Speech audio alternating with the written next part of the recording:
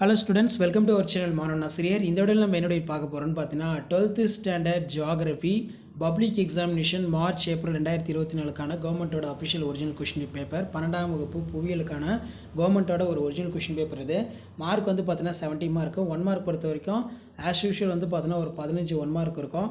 Exam வந்து பார்த்தீங்கன்னா 70 mark. உங்களுக்கு 30 மார்க் வந்து பார்த்தீங்கன்னா இன்டர்னல் அசஸ்மெண்ட் ப்ளஸ் ப்ராக்டிக்கல் இருக்கும். ஸோ கண்டிப்பாக இந்த கொஷின் பேப்பரில் இருக்கக்கூடிய கொஷின் எதுவும் ஸ்கிப் பண்ணாதீங்க. முக்கியமாக கம்பல்சரி 2 மார்க் 3 மார்க் அதே மாதிரி 5 மார்க்லாம் நல்லா படிச்சுட்டு போங்க. இதில் இருக்கக்கூடிய கொஷின் வந்து பார்த்தோன்னா அப்படியே வந்து உங்களுக்கு ரிப்பீட் ஆகும். ஸோ என்னென்ன கொஷின் வந்து பார்த்தோன்னா 2 மார்க்கு 3 மார்க்கு 5 மார்க்கில் கேட்குறான்னு சொல்லி ஒன் பை ஒன்னாக பார்க்கலாம். ஸோ நமக்கு ஜியாகிரஃபி பொறுத்த வரைக்கும் நீங்கள் புக் பேக்குக்கு எந்த அளவுக்கு இம்பார்ட்டன்ட் கொடுக்குறீங்களோ அதே மாதிரி இன்சைடுக்கும் இம்பார்ட்டன்ட் கொடுங்க. ஸோ நமக்கு 1 மார்க் வந்து 15 1 மார்க் கேட்டாலும் 2 மார்க் 3 மார்க்கு நீங்கள் ஃபுல்லாக அட்டன் பண்ணணும். அப்போ தான் மார்க் வந்து உங்களுக்கு வரும் 70க்கு. 24 கம்பல்சரி. குறைவான மக்கள் அடர்த்திற்கான 4 காரணங்களை கூறுக. Mention the 4 reasons for the low density of population. இணைந்த நகரம் என்பதை வரையறுத்தவர் யார்? இணைந்த நகரத்திற்கு ஒரு உதாரணம் தருக.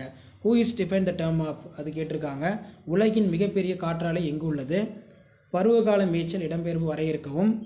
ட்ரோன் சிறுகுறிப்பு வரைக. மழைநீர் சேகரிப்பின் 2 முக்கிய தொழில்நுட்பங்கள் யாவை? பேரிடர் என்றால் என்ன? What is disaster? அடுத்து பார்த்தீங்கன்னா நமக்கு 2 மதிப்பெண் வினாக்கள் முடிஞ்சிச்சு. 3 மதிப்பெண் வினா. இந்தியாவின் ஏறக்குறைய 70% எழுத்தறிவு வரை கண்டுள்ள 6 மாநிலங்கள் யாது? அடுத்து பார்த்தீங்கன்னா நமக்கு தாமிரத்தின் பயன்பாடுகள் எதுன்னு 3 குறிப்பிடுக. State any 3 uses of copper ரொம்ப இம்பார்ட்டண்ட். அடுத்து பார்த்தீங்கன்னா கலாச்சார மண்டலத்தை வரையறுத்து அதன் முக்கிய பிரிவுகளை குறிப்பிடுக. Define the cultural mention for the divisions. காலநிலை மாற்றத்திற்கான காரணங்கள் யாவை? Write the reason for the climatic change. செயற்கைக்கோள்களின் 3 வகையான சுற்றுவட்ட பாதைகளை எடுத்துக்காட்டுடன் குறிப்பிடுக. Mention the 3 type of satellite orbit for example each.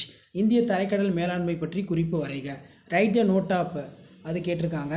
அதே மாதிரி 5x5 25. இதில் உலக மக்கள் தொகை அடர்த்தி பகுதிகளை விளக்குக. கிராமப்புற குடியிருப்பின் வடிவங்களை விளக்குக. Describe the world population density area.